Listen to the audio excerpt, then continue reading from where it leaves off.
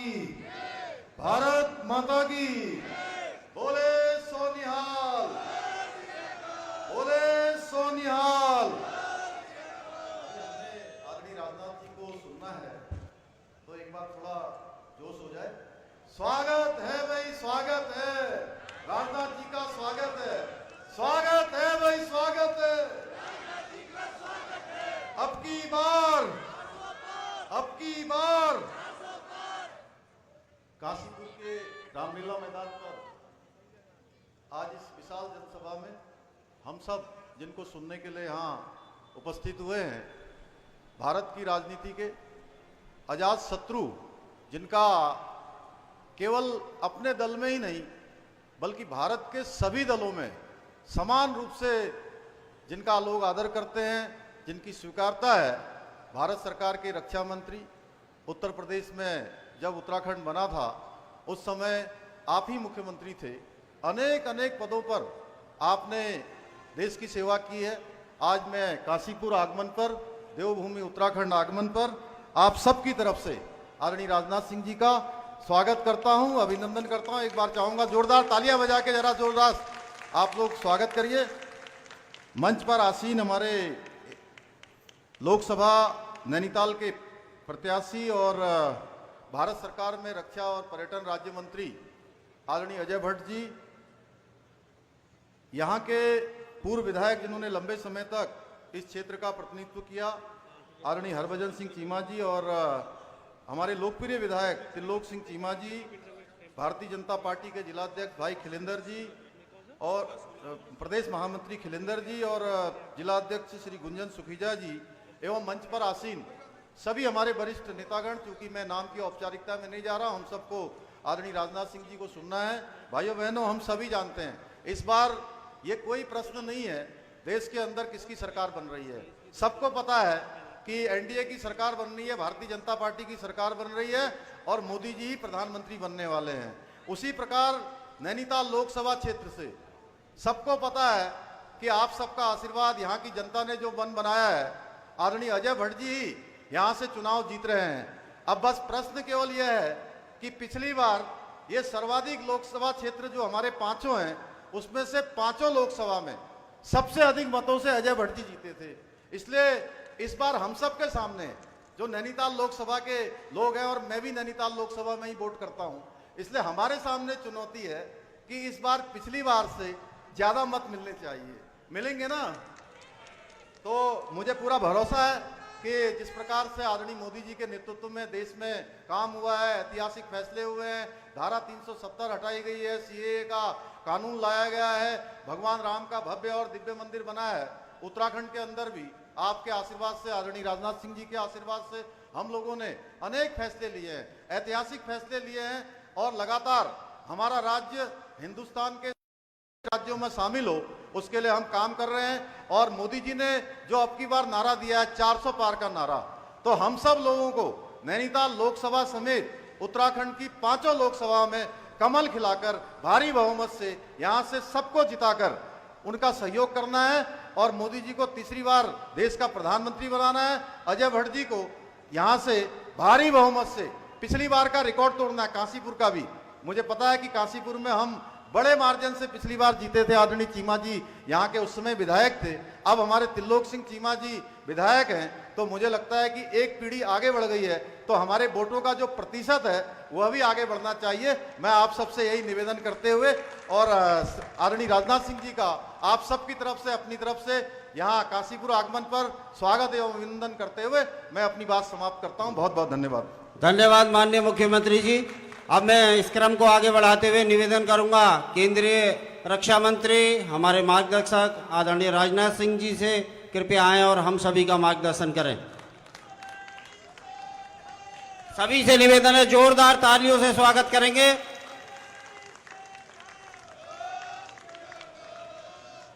बोले सोनिहाल। सत श्री अकाल। ऐसे बोला जाता है।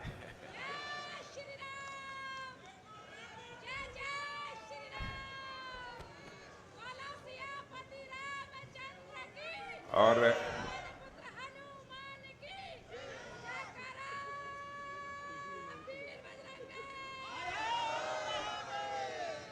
उत्तराखंड के बहुत ही गतिशील व्यक्तित्व के धनी श्री पुष्कर सिंह जी धामी मुख्यमंत्री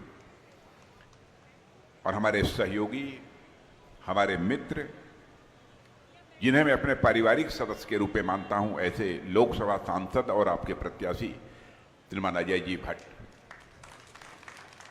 जिलाध्यक्ष श्री गुंजन सुखीजा, विधायक काशीपुर। और वह विधायक काशीपुर का नाम पहले कैसे आ गया त्रिलोक सिंह का? पहले हमारे, जिनसे हमारा बहुत नजदीकी रिश्ता है, निजी रिश्ता है, ऐसे आदरणीय हरिभजन सिंह जी चीमा, उसके बाद आएंगे त्रिलोक सिंह जी चीमा, श्री खिलेंद्र चौधरी जी प्रदेश महामंत्री, और हमारे पूर्व सांसद, हमारे मित्र बल्लाजी पाशी, तरुण बंसल जी, इस रैली के संयोजक, और इस कार्यक्रम में उपस्थित मेरे सभी सम्मानित बहनों एवं भाइयों। शायद लंबे समय के बाद काशीपुर में किसी सार्वजनिक सभा को संबोधित करने के लिए आप सबके सामने खड़ा हुआ हूं। आपने बहुत ही गर्मजोशी के साथ स्वागत किया है,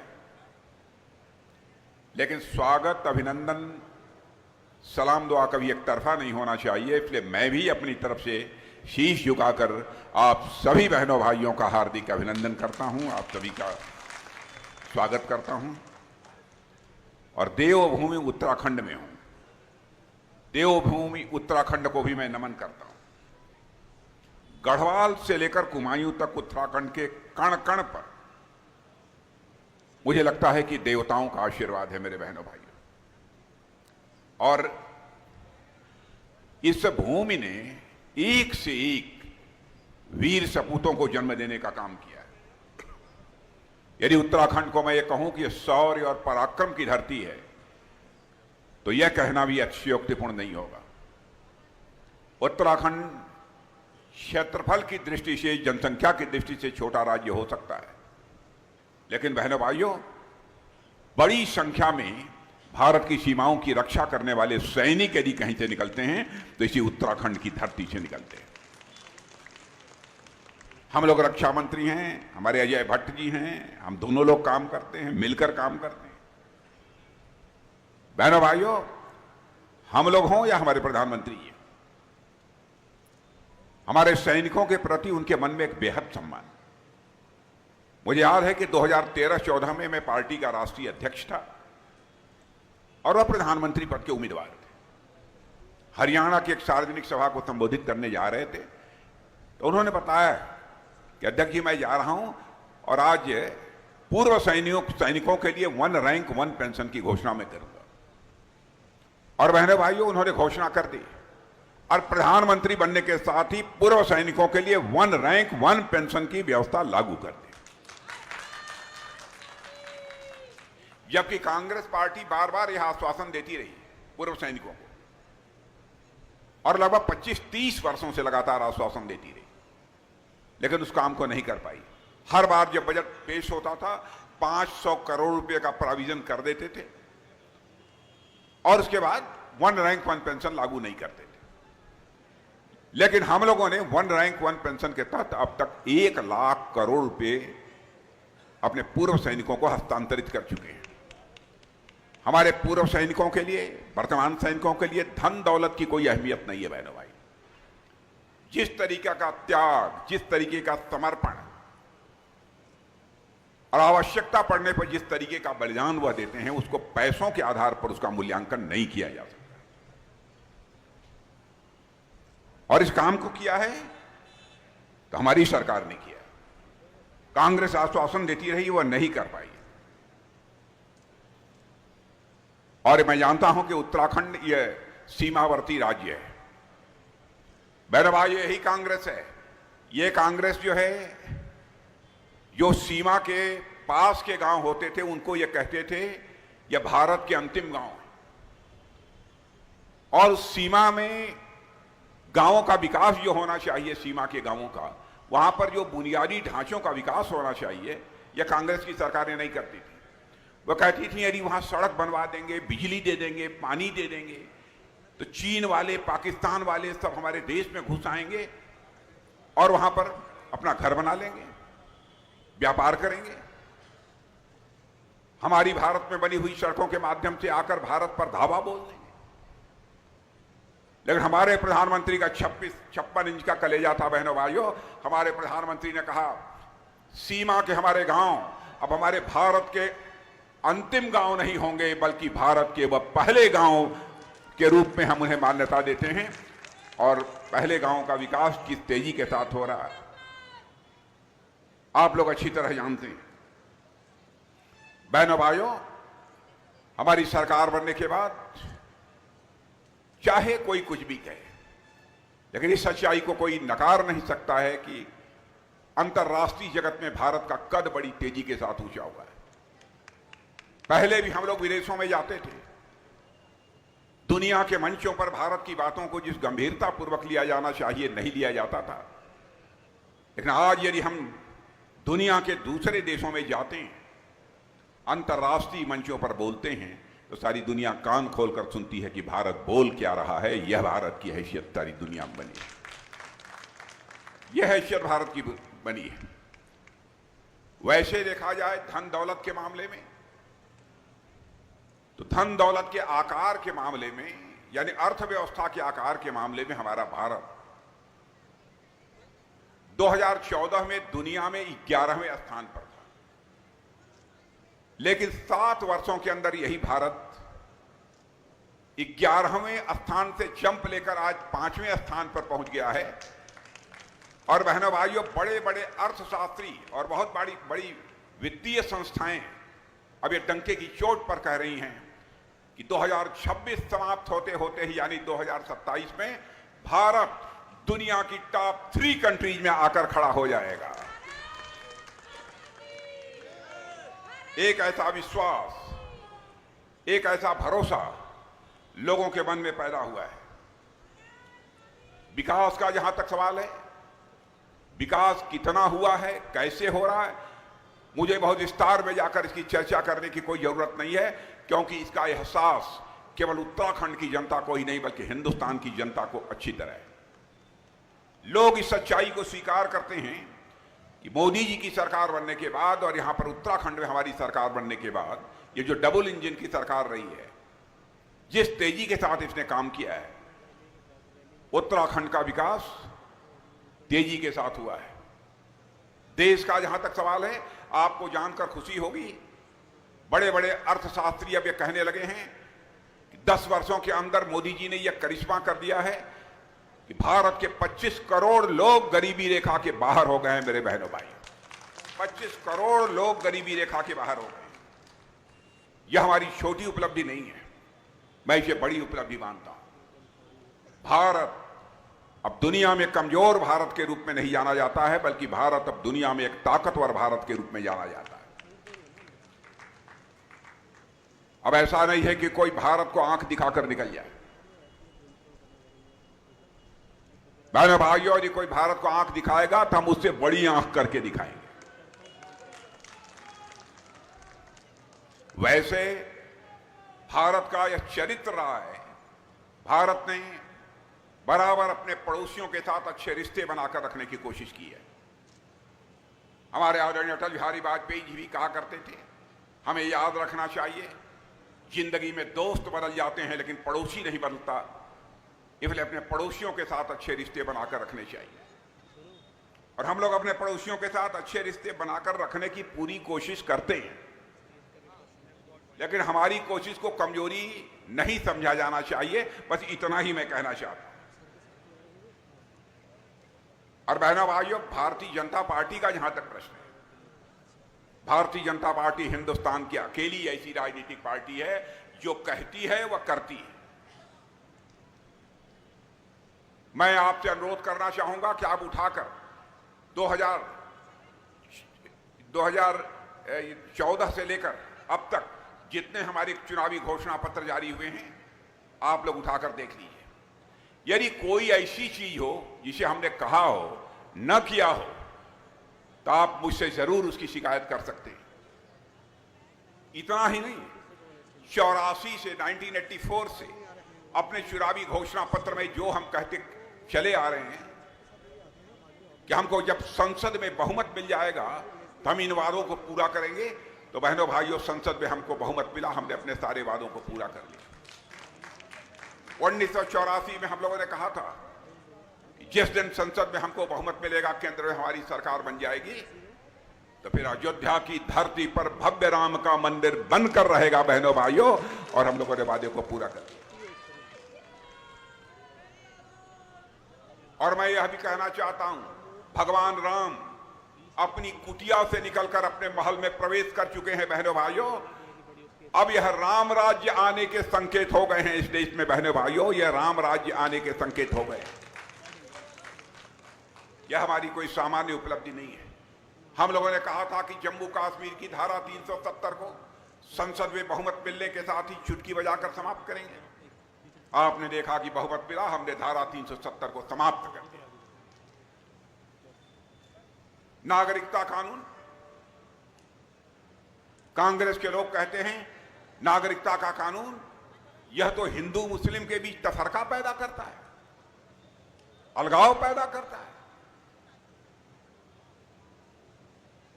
मैं अपने मुस्लिम भाइयों से भी कहना चाहता हूं, यह नागरिकता का कानून किसी की नागरिकता लेने वाला कानून नहीं है, यह नागरिकता देने वाला कानून है।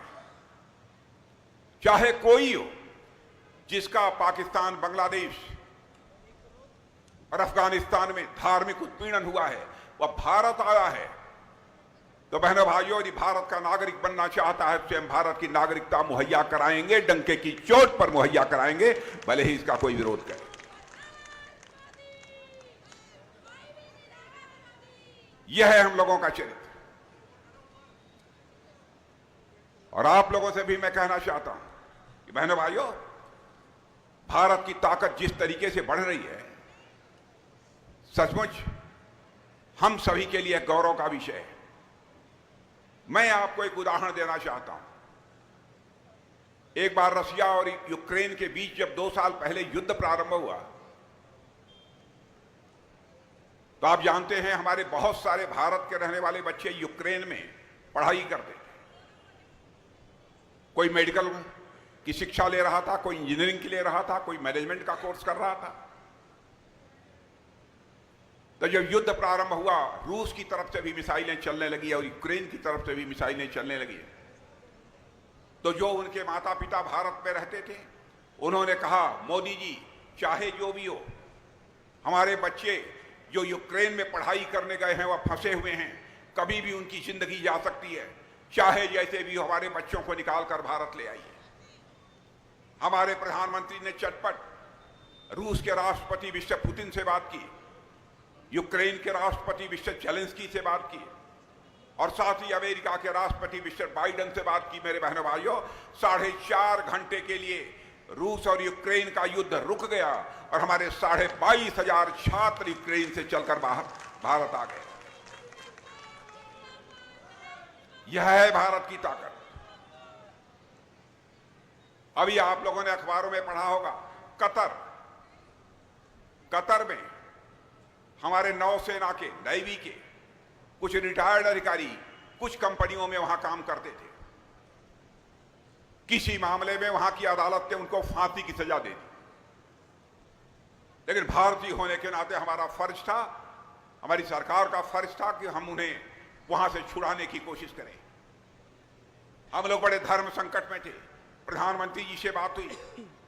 बहनों भाइयों, प्रधानमंत्री जी ने तुरंत कतर के राष्ट्रपति से बात की, और आपको यह जानकर खुशी होगी कि हमारे नौसेना के जिन अधिकारियों को फांसी की सजा मिली थी, वहां के राष्ट्रपति ने उस फांसी की सजा को माफ कर दिया और हमारे सारे पूर्व नौसैनिक कतर से चलकर भारत आ गए। यह है भारत की ताकत। भारत की ताकत दुनिया में बड़ी तेजी के साथ बढ़ी है। और कांग्रेस की हालत जैसी है वो मुझे बतलाने की जरूरत नहीं है, आप लोग अच्छी तरह जानते हैं। और बहनों भाइयों, मैं तो कहना चाहता हूं कांग्रेस के बारे में, कांग्रेस की हालत कुछ ऐसी हो गई है कि बहनों भाइयों, अब कांग्रेस पहाड़ पर नहीं चढ़ सकती है। कांग्रेस अब पहाड़ पर नहीं चढ़ सकती है, जैसा मैंने अनुभव किया है। अजीबोगरीब हालत हो गई है इस कांग्रेस की। और कांग्रेस देख लेना, अब 2024 के बाद ऐसी हालत हो जाएगी जैसे डायनासोर इस पृथ्वी से लुप्त हो गए, वैसे ही कांग्रेस पार्टी भी लुप्त हो जाएगी।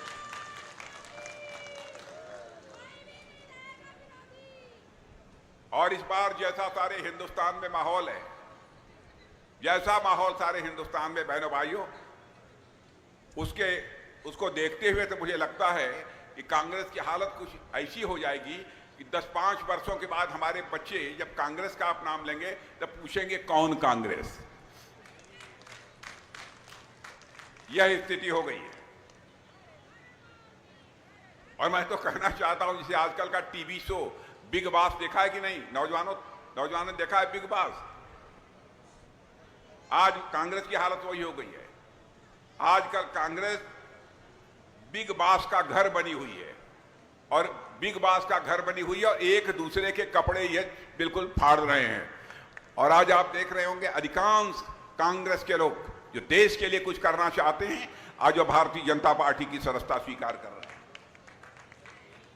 मैं तो बधाई देना चाहता हूं अपने पुष्कर सिंह धामी को भी, अपने मुख्यमंत्री को। इनको मैं लंबे समय से जानता हूं मेरे बहनों भाइयों। ये युवा मोर्चे के कार्यकर्ता थे तब से अच्छी तरह जानता हूं, और मैं देखता हूं कि मुझे आज मुख्यमंत्री बनने के बाद वह राजनीति की पिच पर एकदम चैंपियन और ऑलराउंडर की तरह नजर आते हैं पुष्कर सिंह धामी।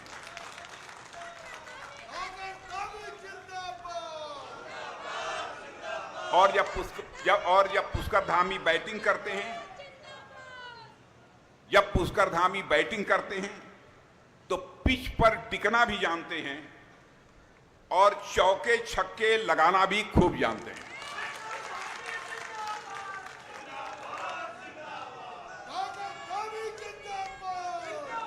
और जब पुष्कर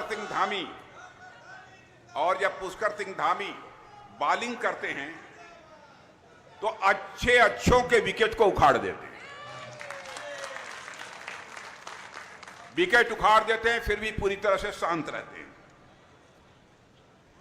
और हालत इन्होंने कर दिया है कि उत्तराखंड में सारी राजनीतिक पार्टियों को पुष्कर सिंह धामी ने आउट कर दिया है।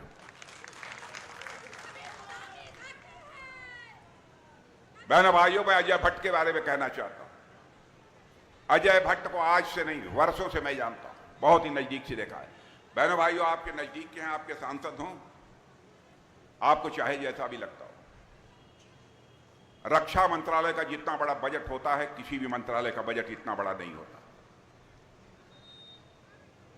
बहुतों को देखा है मैंने, अजय भट्ट को जिस ईमानदारी के साथ काम करते हुए मैंने देखा है। बहनों भाइयों, अजय भट्ट पर भी नाज है, और अजय भट्ट आपके सांसद हैं, आपने चुना है, इसलिए आपके ऊपर भी हमको नाज है। मैं जानता हूं सांसद से लोगों की बड़ी अपेक्षाएं रहती हैं। यह काम कर दे, वह काम कर दे, यह नहीं किया, वह नहीं किया। नाराजगी हो सकती है किसी बात को। कोई भी सांसद हो, कोई विधायक हो, सबकी अपेक्षाओं को नहीं पूरा कर सकता, लेकिन विकास का काम तो किया है। कोई भी बन जाए, सबकी अपेक्षाओं को पूरा नहीं कर सकता, लेकिन आपका सांसद होने के नाते कम से कम भारत का कोई व्यक्ति उंगली उठाकर तो नहीं कह सकता कि आपके अजय भट्ट के ऊपर कोई भ्रष्टाचार की दाग लगी हुई है। यह कोई सामान्य उपलब्धि नहीं है। और मैं आपको बतलाना चाहता हूं, हमारे अजय भट्ट जी के प्रति मेरा ही सम्मान का भाव नहीं है, बल्कि हमारे प्रधानमंत्री जी भी इनकी तारीफ करते हैं। बहनों भाइयों, हमारे प्रधानमंत्री जी भी अजय भट्ट की तारीफ करते हैं।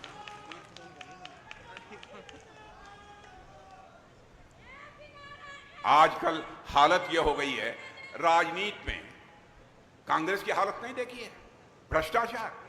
अरे एक बार तो कांग्रेस के प्रधानमंत्री राजीव गांधी जी प्रधानमंत्री थे, भाषण देते देते उन्होंने यह कह दिया, क्या करें, हम दिल्ली के बैंकों से 100 पैसा नीचे भेजते हैं, लेकिन बड़ा मुश्किल 14 पैसा लोगों की जेबों में पहुंच पाता है, 86 पैसा यह भ्रष्टाचार की भेंट चढ़ जाता है। उन्होंने यह मजबूरी व्यक्त की थी, लेकिन उसे चुनौती के रूप में किसी ने स्वीकार किया, तो हमारे प्रधानमंत्री मोदी जी ने स्वीकार किया। उन्हें जनधन, आधार और मोबाइल की ऐसी त्रिमूर्ति बना दी बहनों भाइयों, ऐसी त्रिमूर्ति बना दी कि जैम के माध्यम से आज दिल्ली के बैंकों से 100 पैसा निकलता है तो 100 का 100 पैसा आपकी जेब में पहुंचता है, एक पैसा भी भ्रष्टाचार की भेंट नहीं चढ़ने पाता। भ्रष्टाचार को भाषण देकर नहीं समाप्त किया जा सकता। भ्रष्टाचार को समाप्त करने के लिए व्यवस्था में परिवर्तन करना पड़ेगा, सिस्टम में परिवर्तन लाना पड़ेगा। बहनों भाइयों, हमारी उपलब्धियां बहुत सारी हैं, कितनी चीजों की मैं चर्चा करूं, लंबा समय लगेगा। मैं जानता हूं आप लोग भी देर से यहां पर बैठे हुए हैं।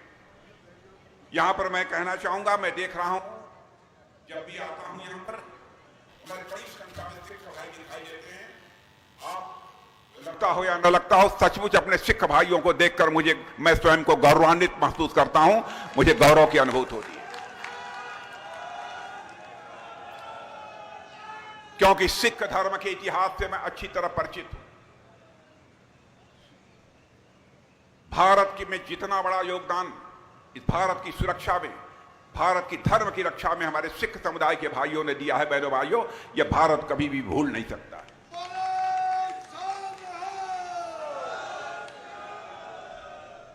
और इसी चीज को ध्यान में रखते हुए करतारपुर साहिब में कॉरिडोर बनवाने का काम हमारे प्रधानमंत्री जी ने किया। ज्यों ही यह बात उनके सामने आई है, चटपट उन्होंने इस काम को किया।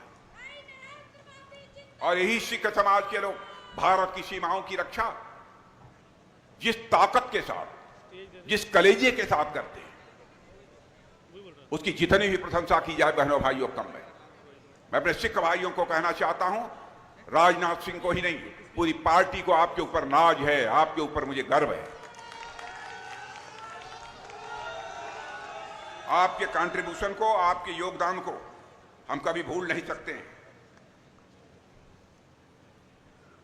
आपका जो इस देश की सीमाओं की रक्षा में योगदान है वो कभी भुलाया नहीं जा सकता। और मैं जानता हूं, राम जन्मभूमि की आंदोलन की शुरुआत में आप ही लोगों ने, हमारे निहंग संतों ने ही सबसे पहले धावा बोला था बहनों भाइयों, जो आज राम मंदिर बनकर तैयार हुआ। और निहंग संतों के खिलाफ ही एफआईआर उस समय दर्ज हुई थी। मैंने जानबूझकर इसकी चर्चा इसलिए की, क्या अन्य लोगों के ध्यान में यह बात रहनी चाहिए, क्या योगदान है। कभी कभी लोगों को जानकारी नहीं रहती तो लोग कहते हैं भाई ऐसे ही सब है, वैसे सब है। हर धर्म का एक अपना महत्व है, हर वर्ग के लोगों ने, धर्म के लोगों ने कुछ न कुछ समाज के लिए किया है। तो बहनों भाइयों, आज मैं भी कई दिनों से लगातार भाषण कर रहा हूं और आज अंतिम हमारी सभा है। मैं समझता हूं कि बहुत हो गया, और वैसे भी आप सब लोग जागरूक हैं, लेकिन यह बताइए कि हमारे अजय भट्ट को पिछली बार से कई गुना मतों से जिताकर भेज देंगे कि नहीं? पक्का? लेकिन देखिए, आप लोगों ने तो हाथ उठा दिया। मैं सचमुच बतलाऊं, मैं दिल से कहने आया हूं कि आप अजय भट्ट को जिता दीजिएगा। अजय भट्ट की जरूरत है। और आपको नहीं मालूम होगा, हमारे यहां जितने भी हमारी मिनिस्ट्री के अधिकारी हैं, सब कहते हैं कि साहब, यह आपके रक्षा मंत्री जी, रक्षा राज्य मंत्री जी अजय भट्ट जी देवता तुल्य हैं, ये हमारे अधिकारी कहते हैं। बहनों भाइयों, अधिकारी कहते हैं।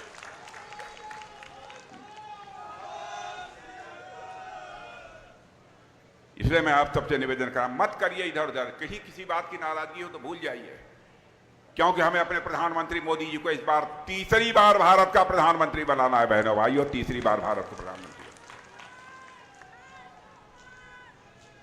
और भारत को यदि विकसित भारत बनाना है, भारत को 2047 तक विकसित भारत यदि बनाना है, तो मोदी जी का भारत का प्रधानमंत्री बनना यह बहुत ही आवश्यक है। और छोटे मोटे बहुमत से नहीं, बल्कि इस बार का नारा है, कितना नारा है? 400 इतने मतों से विजय दिलाइए, यही अनुरोध करते हुए और एक बार पुनः शीश झुकाकर आप सभी का अभिनंदन करते हुए मैं अपना निवेदन समाप्त करता हूं। आप सबको बहुत बहुत। मेरे साथ उद्घोष करेंगे आदरणीय राजनाथ सिंह जी। जिंदाबाद, जिंदाबाद। आदरणीय राजनाथ सिंह, आदरणीय पुष्कर सिंह धामी, आदरणीय पुष्कर सिंह धामी, मान्य अजय भट्ट जी, मान्य अजय भट्ट जी, आपकी बार मैं काशीपुर की जनता की ओर से माननीय राजनाथ सिंह जी का आभार व्यक्त करता हूं कि आपने अपना अमूल्य समय काशीपुर को दिया। साथ ही मैं माननीय मुख्यमंत्री जी का भी आभार व्यक्त करता हूं कि आपने भी अपना